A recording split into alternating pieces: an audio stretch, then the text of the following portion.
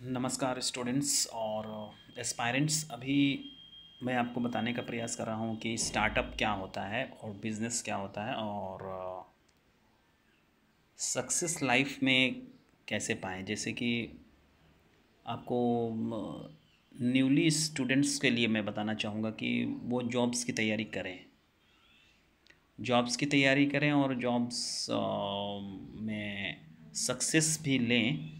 और यदि उनको इन फ्यूचर स्टार्टअप करना हो तो स्टार्टअप भी करें, क्योंकि आपको बिज़नेस में क्या होगा कि कुछ अर्निंग का मूड ज़्यादा मिलेगा और आप उससे ज़्यादा फ्रीडम फील कर पाएंगे।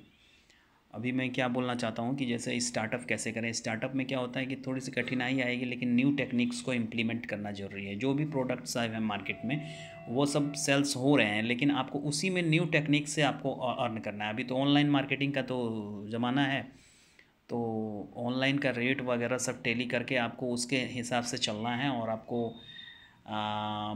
कुछ प्रोडक्ट्स को उस तरह परचेज़ करना है जैसे कि आपको बेनिफिट मिले। थोड़ा सा हैक्टिक है लेकिन सक्सीडिंग हो जाता है। और ऐसे मैं ग्रोसरी के बारे में बताना चाहूँगा कि ग्रोसरी में कट टू कट रेट बेचें तो ज़्यादा कस्टमर्स को आप इम्प्रेस कर पाएंगे। और कुछ और भी मार्जिनल गुड्स को भी रखें इन रूफ़, एक ही रूफ़ के अंदर कुछ मार्जिनल गुड्स को भी रखें, कुछ ज़ीरो मार्जिनल गुड्स को भी रखें, कुछ 5% को भी रखें, कुछ 10%, 20, 30 को भी रखें। ओवरऑल इसमें मिक्सिंग हो जाएगा। तो बिज़नेस क्या है कि आपको शुरुआती दौर में थोड़ी सी परेशानी आएगी, लेकिन बाद में फिर, लेकिन हाँ, अगर जॉब्स की, जैसे न्यू स्टूडेंट्स हैं तो जॉब्स की तैयारी ज़रूर करें। जॉब्स की तैयारी से क्या होगा कि आपका स्किल डेवलप होगा। अब ग्रेजुएशन क्या ज़रूरी है ये मैं बता दूं कि ग्रेजुएशन कम से कम होना ही चाहिए सभी को। अगर आप फाइनेंशियल स्ट्रेंथ कम फैमिली से आ रहे हैं तो आप साइंस को कैरी कर सकते हैं तो करें, कोई ख़ास खर्च है नहीं। लेकिन अगर आप चाहते हैं कि मैं आर्ट से ही करूं तो ग्रेजुएट हो जाना है। ग्रेजुएट होने के बाद आपका एक स्कोप खुलता है, जिससे आप वर्ल्ड वाइड कहीं भी जाएंगे तो आपको प्लेस मिलेगा। अदरवाइज़ और सारा डिग्रीज डिप्लोमा है, लेकिन अगर आप एफिशिएंट नहीं हैं और करने के पक्ष में नहीं, और शायद आपके कुछ मजबूरियाँ होंगी, तो भी आप ग्रेजुएट हो जाएं, क्योंकि स्किल डेवलप्ड पर्सन को ज़्यादा वेटेज मिलता है अनस्किल्ड की तुलना में।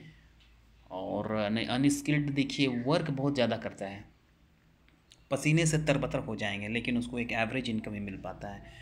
तो स्किल्ड रहेंगे, चाय बेचेंगे तो भी आप लाखों लाख रुपए कमा सकते हैं, ब्रेकफास्ट बेचेंगे तो भी।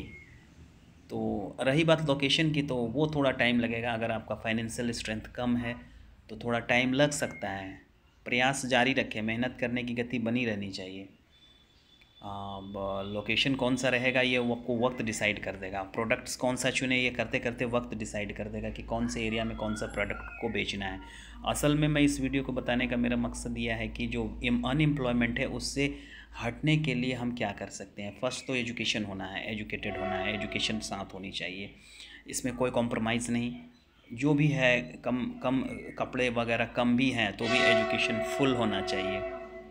इट मीन्स ग्रेजुएशन तक होना ही चाहिए। अब आप बीएड नहीं कर सकें, नो मैटर। तो स्टार्टअप के लिए आपको तत्काल आपको परेशानी आएगी, लेकिन बाद में आपको बहुत ज़्यादा सक्सेस है। तो अर्निंग क्या होता है यह जब अर्न करेंगे तभी पता चलेगा। तो सेविंग्स की नीति को बना के रखें। अर्निंग के साथ कुछ जो सेविंग करना है उसको इन्वेस्ट करें। सेविंग के बाद इन्वेस्टमेंट। केवल सेव करते रह जाएंगे तो फिर वो फ्रूटफुल और प्रोडक्टिव मनी नहीं होता है। तो इन्वेस्टर बने, न कि सेवर। सेवर बन जाए उसके बाद एक इन्वेस्टर का रूप ले लें, जिससे वह आपको एक्सपोनेंशियल रूप में रिटर्न आएगा, जिससे कि मनी का प्रॉब्लम सॉर्ट आउट होगा आपका। और असली स्ट्रेंथ लाइफ में फाइनेंशियल स्ट्रेंथ है, न कि बॉडीली स्ट्रेंथ। मेंटल स्ट्रेंथ और फाइनेंशियल स्ट्रेंथ, दो स्ट्रेंथ है। बॉडी तो ठीक है, एवरेज बॉडी मतलब ठीक ठाक है, कोई दिक्कत नहीं है भाई। लाइफ में तो प्रेशर बना ही रहेगा, उसको कैसे हैंडल करना है वो तो अपने ऊपर निर्भर करेगा। तो आपका स्किल वो बताएगा। अगले वीडियो में ये और बताने का प्रयास कर रहा हूँ कि अनएम्प्लॉयमेंट और स्टार्टअप और एजुकेशन और साथ में जॉब्स की तैयारी, ये सब किस तरह म्यूचुअल रिलेटेड है। अगले वीडियो में और कुछ, तब तक के लिए बहुत बहुत धन्यवाद। Thank you.